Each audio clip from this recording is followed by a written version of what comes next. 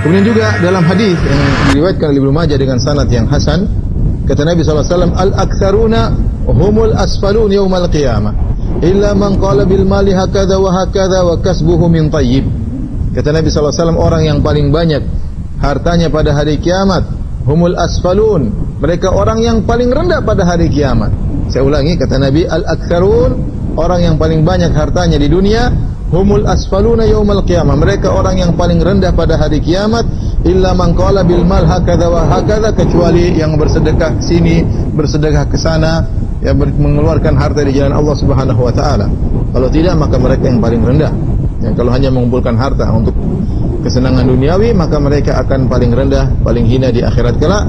Kemudian kata Nabi SAW, kecuali orang yang mengqala bil mali hakadha wa hakadha, kecuali yang bersedekah ini, bersedekah itu, ya, wa kasbuhu min thayyib, dan hasilnya dari yang halal, dari hasil dari yang halal. Ini isyarat bahwasanya seorang yang pendapatannya dari hasil yang haram, maka dia akan terhina pada hari kiamat kelak. Ya. Sebaliknya, bayangkan kalau orang beribadah meskipun kelihatannya sepele, meskipun kelihatannya sedikit, tetapi dari hasil yang halal, maka Allah akan besarkan hasilnya. Ya, Allah akan agungkan pahalanya. Dalam hadis kata Nabi sallallahu alaihi wasallam, Sahih Bukhari dan Sahih Muslim, Rasulullah SAW bersabda, "La yatasaddaqu ahadun bi tamratin min kasbit thayyib." Tidaklah salah seorang pun bersedekah dengan satu butir korma saja, tapi dari hasil yang baik, dari hasil yang halal. Satu butir korma, tidak banyak-banyak. Artinya itu butir korma berapa sih harganya? Ya, enggak sampai 5.000 rupiah. Ya. Artinya dia bersedekah dengan satu butir korma, tetapi sedekah tersebut min kasbin thayyib, dari hasil yang halal. Illa akhadahu Allahu bi yaminihi fayurabbiha kama yurabbi ahadukum fuluwahu. Kecuali Allah akan menerima sedekah tersebut dengan tangan kanannya, lalu Allah kembangkan sedekah tersebut sebagaimana salah seorang dari kalian mengurusi kudanya yang kecil sampai besar, hatta takuna mithlal jabali aw a'zam, sampai akhirnya pahala tersebut, sedekah yang satu butir korma tersebut besarnya seperti tumpukan korma, seperti gunung. Bayangkan. Kenapa? Rahasianya apa? Karena satu butir korma yang dia sedekahkan itu min kasbin thayyib, dari hasil yang halal, dari hasil yang halal. Ini memberi semangat kepada kita agar kita berusaha dalam berinteraksi, dalam makan yang halal, ya. Karena itu pengaruh dalam amal soleh kita. Bisa jadi amal soleh kita sedikit, mungkin bakti kita kepada orang tua tidak banyak, mungkin sedekah kita kepada kakak dan adik kita tidak banyak, mungkin perhatian kita sama tetangga tidak banyak. Tetapi kalau dari hasil yang halal, Allah bisa besarkan, ya, bisa besarkan seperti tadi, satu butir korma, Allah besarkan pahalanya seperti tumpukan korma sebesar gunung yang disedekahkan. Dan ini fadlullah, ya, karunia dari Allah Subhanahu wa taala.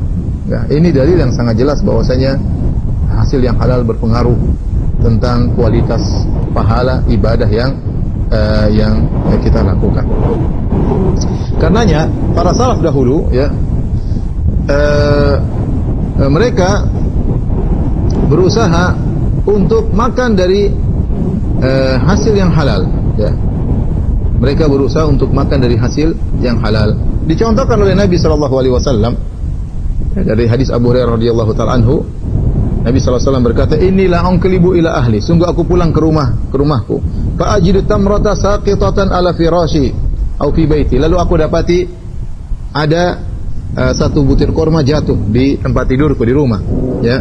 Fa arfa'uha li akulaha, aku kemudian mengambil itu butir tersebut mau aku makan.